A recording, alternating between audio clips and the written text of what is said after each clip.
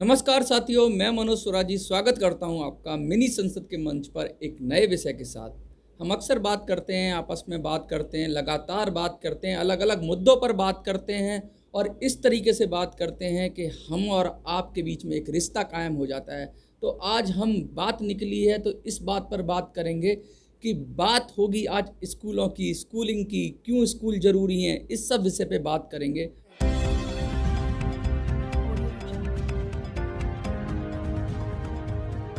जैसा कि आप सबको पता है कि कोविड-19 के प्रभाव के कारण 12th तक या पूरे एजुकेशन सिस्टम पर ही बहुत बड़ा प्रभाव पड़ा था और 12वीं तक के स्कूलों के विषय में आज हम बात करेंगे, किस तरीके से स्कूलिंग होनी चाहिए और कोविड के बाद हमें क्या पता चला कि स्कूलिंग का क्या महत्व है, स्कूलिंग क्यों ज़रूरी है और स्कूलिंग क्या नहीं होनी चाहिए। स्कूलिंग क्यों नहीं होनी चाहिए और स्कूलिंग क्यों होनी चाहिए, इसी विषय पे बात करेंगे बारे में। तो चलिए शुरू करते हैं। कोविड का प्रभाव। कोविड का प्रभाव आया, बीमारी एक थी, बहुत तेज़ी से फैली, स्कूल बंद कर दिए गए। लगातार 2 ढाई साल तक स्कूल बंद रहे। स्कूल बंद रहने के बाद स्कूलों के महत्व का पता चला। ऑनलाइन एजुकेशन का काम शुरू हो गया। जो स्कूल की ज़रूरत थी उसको पूरा करने की कोशिश की और काफ़ी हद तक जो हम समझते थे स्कूलिंग किस लिए समझते थे, स्कूलिंग इस विषय को पढ़ाया जाएगा, उस विषय को पढ़ाया जाएगा, तो ये समझ में आया कि ऑनलाइन भी पढ़ाया जा सकता है। स्कूलिंग इसलिए नहीं है कि किताबों में रट्टा लगाया जाए, क्वेश्चन आंसर याद कराए जाएं और उनका टेस्ट लिया जाए। स्कूलिंग इसलिए नहीं थी, ये तो समझ में आ गया कोविड से। ये तो ऑनलाइन भी हो सकता है, टीचर्स क्लासेस ऑनलाइन भी दे सकते हैं, तो स्कूलिंग इसलिए तो नहीं थी। एग्ज़ाम के महत्व का पता चला कि एग्ज़ाम का जितना हम एग्ज़ाम का शोर होता है, इस एग्ज़ाम के टाइम पे कुंजियाँ, बहुत सारी चीज़ें, बहुत सारे गेस्ट पेपर, मॉडल पेपर, ये फलाना ढिमका, बहुत सारी टिप्स ट्रिक्स, पता नहीं क्या क्या चीज़ें उगाती हैं, स्पेशल क्वेश्चंस, स्पेशल नोट्स, ये सब चीज़ें आ जाती हैं। किस लिए आ जाती हैं? सिर्फ एग्ज़ाम के बच्चे के चहुमुखी विकास के लिए नहीं, सिर्फ एग्ज़ाम के प्रोस्पेक्टिव से। और एग्ज़ाम में क्या पूछा जाता है? एग्ज़ाम में जो आपको ये चेक किया जाता है, एग्ज़ाम ये नहीं चेक करता कि आपको क्या-क्या आता है। एक बच्चे ने पूरी साल के अंदर क्या-क्या सीखा, ये सब एग्ज़ाम नहीं चेक कर सकता। एग्ज़ाम ये चेक करता है कि आपको क्या नहीं आता है। आपको क्या नहीं आता है, इसका मतलब आपको वो चीज़ नहीं आती तो नंबर कट आ जाएँगे। आपको बहुत सारे क्वेश्चन्स आते हैं, लेकिन जो एग्ज़ाम में आया वो क्वेश्चन नहीं आता, तो आपका इवैल्यूएशन ऐसे होगा कि आपको ये नहीं आता इसलिए आप कमज़ोर हैं। तो ये एग्ज़ाम का पर्पज़ है, जो कि बिल्कुल ही बेहुदा पर्पज़ है। किसी बच्चे का इवैल्यूएशन करने के लिए exam, one exam it not sufficient, तो सीसीई पैटर्न इसलिए चला भी था और लोगों ने समझा भी कि एग्ज़ाम से किसी बच्चे को का मूल्यांकन करना ठीक नहीं है। मूल्यांकन एक सतत प्रक्रिया है जो हर पल, तो नहीं कह सकते हर पल नहीं, लेकिन हर दिन हो सकती है, हर हफ्ते हो सकती है, हर महीने हो सकती है। तो एग्ज़ाम के महत्व को कम किया जाना चाहिए, ये भी पता चला कोविड के हमें विषय में। स्कूल का चोचला भी ख़त्म हुआ। स्कूल का चोचला, अब मेरा स्कूल का चोचला, लोगों के मिडिल क्लास हैं वो परेशान है फ़ीस के लिए, स्कूल में एडमिशन कराने के लिए, नर्सरी एडमिशन कराने के लिए। ला यहाँ तक कि इतना हो गया था बच्चे को 2-2 ढाई-ढाई साल पहले जो स्कूल होते हैं, प्ले वे स्कूल, उनमें 2 ढाई साल पहले बुकिंग चल जाती थी। बच्चा पैदा नहीं हुआ, 6 महीने का नहीं हुआ, अब मैं फ़लाने स्कूल में पढ़ाऊँगा। अरे भाई, बच्चे को बढ़ने तो दो। इस तरह का चोचला शुरू हो गया था। मिडिल क्लास में बहुत ज़्यादा चोचला शुरू हो गया था। जिन पे थोड़े पैसे आ गए थे वो पागल हो गए थे।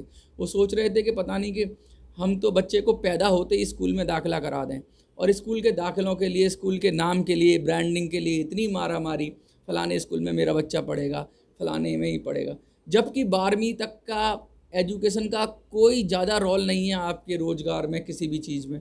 बस एक बेसिक एजुकेशन होती है 12वीं तक, लेकिन फिर भी इतनी मारामारी स्कूलों के लिए, मोटी-मोटी फ़ीस, बड़े-बड़े ब्रांड, बड़े-बड़े नाम और माता-पिता का पागलपन। लेकिन कोविड में वो पागलपन काफ़ी हद तक कम हुआ है, लोग समझ गए हैं, तो एक पागलपन ये भी ख़त्म हुआ। स्कूल का महत्व क्या है? बेसिक एजुकेशन तक ही स्कूल का महत्व होना चाहिए। स्कूल का महत्व मुझे लगता है कि स्कूलिंग, जो परमानेंट स्कूलिंग, वो 5th क्लास तक ही होनी चाहिए, 5th या 8th क्लास तक। उसके बाद स्पेशलाइज्ड स्कूलिंग होनी चाहिए। स्पेशलाइज्ड स्कूलिंग से मेरा मतलब है कि किसी विषय में प्रांगणता, किसी उसको 5वीं तक या 8वीं तक सिर्फ उसको भाषाई ज्ञान दो, उसको बेसिक एजुकेशन दो, मैथ्स की, लैंग्वेजेस की, थोड़ी हिस्ट्री की, थोड़ी और चीज़ों की। बाकी चीज़ों के लिए उन्हें हमें छोड़ देना चाहिए कि वो आगे बच्चे का डेवलपमेंट स्पेशल स्कूल्स में होना चाहिए। तो स्पेशल स्कूल्स पर्टिकुलर फील्ड के लिए, जैसे कोई यूनिवर्सिटीज़ होती हैं, स्पेशल यूनिवर्सिटीज़ होती हैं, खेल के लिए अलग है। तो इसी तरह अलग अलग यूनिवर्सिटीज़ या अलग अलग कॉलेजेस बनने चाहिए जिसमें स्पेसिफिक एजुकेशन होनी चाहिए। तो स्पेशलाइज्ड होना चाहिए। जिस बच्चे का जिस चीज़ में इंटरेस्ट है उसे उसी स्कूल में पढ़ना चाहिए और उसी माहौल में उसको और बढ़ने के लिए, ग्रोथ मिलने के लिए स्कूलिंग होनी चाहिए। अच्छा, ये स्कूलिंग का तो कच्चा चिट्ठा खोल ही दिया कि स्कूलिंग क्यों ज़रूरी नहीं थी। कोविड ने ये बता दिया स्कूलिंग क्यों ज़रूरी है। अभी तक हमने ये डिस्कस किया कि स्कूलिंग का मतलब ये नहीं है कि रट्टाफिकेशन हो, एग्ज़ाम हो और बस बच्चा 12वीं तक पास कर ले और एक टैग लग जाए कि पढ़ा लिखा है, शिक्षित है। ऐसा नहीं है। स्कूलिंग के कुछ और चीज़ें हैं, मैं अभी डिस्कस करूँगा उन बारे में, जिसके लिए स्कूलिंग को होना चाहिए। सबसे पहले स्कूलिंग क्यों ज़रूरी है। स्कूलिंग से अनुशासन आता है।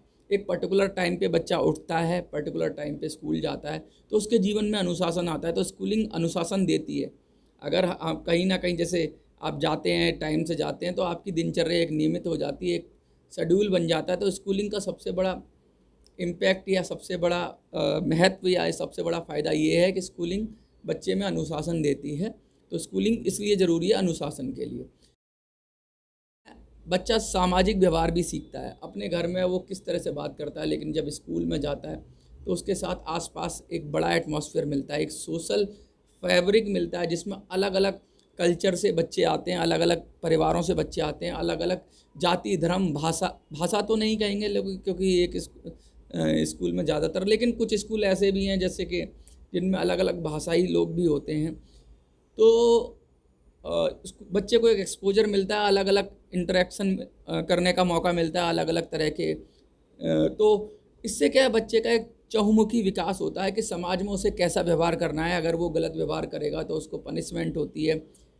उसके कुछ दोस्त बनते हैं। तो मित्रता भी स्कूल का एक, कुछ लोग इतने अच्छे मित्र बनाते हैं स्कूलिंग टाइम में कि वो हमेशा जीवन भर उनके साथ चलते हैं। तो स्कूलिंग के एक बेनिफिट ये भी है कि यहाँ एक मित्रता मिलती है, यहाँ पे एक आपको सामाजिक व्यवहार सीखने को मिलता है। आपका साइकोलॉजिकल कहेंगे विकास भी स्कूल के अंदर होता है। तो स्कूल इसलिए भी ज़रूरी है कि एक समाज में बच्चा रहना सीखता है और व्यवहार करना सीखता है, समाज के अंदर अनुशासन सीखता है। बच्चे को स्कूल के अंदर क्या होता है, एक्सपोजर भी मिलता है। बच्चे को एक नई तरह का अगर कुछ करना चाहता है तो स्कूल के अंदर उसकी प्रतिभा को देखा जा सकता है, उसको निखारा जा सकता है और उसको बहुत सारी प्रतिस्पर्धाएं होती हैं, बहुत सारे स्कूल्स में इवेंट्स होते हैं। असल में स्कूल इसीलिए होना चाहिए, बहुत सारे इवेंट्स होने चाहिए, बहुत सारी प्रतिस्पर्धा होनी चाहिए, एक उत्सव का माहौल होना चाहिए। पढ़ाई के प्रेशर से ज़्यादा सीखने की ललक होनी चाहिए। आज हमें कुछ नया सीखने को मिलेगा, इस तरह के लिए स्कूल होना चाहिए। बच्चों में जोश होना चाहिए, उन्हें क्या करना है उसी करने को उनको थोड़ा सा बस स्कूल एक दिशा दे थोड़ी सी। बच्चे जानते हैं उन्हें क्या करना है, जो कुछ भी करना है, जो कुछ भी करना है उसके अंदर उनको पॉजिटिविटी के साथ दिशा दे और जीवन को बेहतर बनाने के लिए सपोर्ट सिस्टम हो। साथ में स्कूलिंग आपको क्या दे, प्रतिभा की पहचान करके दे, प्रतिभा को एक एक्सपोजर दे। ये सब स्कूलिंग के लिए 12वीं तक की स्कूलिंग और कुछ नहीं है। इसके साथ साथ स्कूलिंग में आप दक्षता भी प्रदान कर सकते हैं। स्किल डेवलपमेंट के लिए भी स्कूलिंग होनी चाहिए, जिससे बच्चा स्किल डेवलपमेंट, मतलब बच्चे का चहुमुखी विकास होना चाहिए। जैसे एक बनिए का बच्चा दुकान पे जाता है तो सीख जाता है, जैसे घर में उसको एक एटमॉस्फेयर मिलता है। जो पैतृक कारोबार होते हैं वो बच्चे शुरू से ही अपने उसमें अभ्यस्त हो जाते हैं। जैसे अभिनेता है किसी के घर में तो अपने आप वो सीख लेता है। तो स्कूल में भी ऐसा एटमॉस्फेयर होना चाहिए कि जो बच्चा जो सीखना चाहे बस स्कूल उसको पहचाने, उसकी प्रतिभा को पहचाने। स्कूल का इतना सा ही काम है और उसको उसी पे एक्सपोजर दे, ना कि 10वीं 12वीं पास कराने के लिए ट्यूशन्स फलान। जो चीज़ नहीं समझ में आ रही है उसके लिए भी पढ़ो, ज़बरदस्ती पढ़ो। स्कूल ज़बरदस्ती नहीं होनी चाहिए, स्कूल एक सपोर्टिव सिस्टम होना चाहिए। तो स्कूलिंग को पूरी तरह से इंडिया में बदलना होगा। और हम कहते हैं सर्व शिक्षा अधिकार बिल, हम ऐसा भी कहते हैं कि स्कूलिंग फ्री भी होनी चाहिए। अभी प्राइवेट स्कूल अलग कर दिए हैं, सरकारी स्कूल अलग कर दिए हैं और बहुत ज़्यादा डिस्क्रिमिनेशन पैदा कर दिया है लोगों के बीच में। स्कूलिंग को फ्री ऑफ कॉस्ट होना चाहिए और जिनको प्राइवेट स्कूलिंग करनी है तो वो करें, लेकिन उसको बहुत सीमित कर देना चाहिए। प्राइवेट स्कूलिंग के लिए ना तो सरकार को ज़मीन फ्री में देनी चाहिए, ना कोई सुविधा देनी चाहिए, कुछ भी नहीं देना चाहिए। और प्राइवेट स्कूलिंग के लिए बिल्कुल भी, जो बहुत ज़्यादा चाहते हैं कि मेरा बच्चा 5 स्टार कल्चर में ही पढ़े, तो उन लोगों के लिए ठीक है प्राइवेट स्कूलिंग, लेकिन इसको सीमित कर देना चाहिए। ज़्यादातर बच्चों के लिए, चाहे वो मिडिल क्लास हो या लोअर क्लास हो, एक जैसी स्कूलिंग होनी चाहिए। और स्कूलिंग एक जैसी होगी तो बच्चों के अंदर एक जैसा विकास होगा, एक जैसा उनको अवसर मिलेगा, अवसर की समानता मिलेगी जो हमारा संविधान भी कहता है। और डिस्क्रिमिनेशन कम होगा कि भाई तू फलाने स्कूल में पढ़ा है, आजकल तो ये हो गया अरे तू कौन से स्कूल में पढ़ा है, तो एक ब्रांड वाली बात हो गई है। इसकी कोई ज़रूरत नहीं है। हम भी पढ़े थे स्कूलों में, उस समय इतने मारा मारी नहीं थी। स्कूलों के चोचले बंद होने चाहिए, ये नाटक बंद होना चाहिए और सही से स्कूलिंग होनी चाहिए। बहुत ज़्यादा रिफ़ॉर्म की ज़रूरत है स्कूलों के अंदर, स्कूली सिस्टम में रिफ़ॉर्म की ज़रूरत है। और कुछ लोग, जनता ही सरकार आएगी तो स्कूल में रिफ़ॉर्म करेगी। आप लोग भी अगर अपने विचार रखना चाहते तो कमेंट में बताइए क्या होना चाहिए स्कूल में, मैं आपके लिए ये छोड़ रहा हूँ।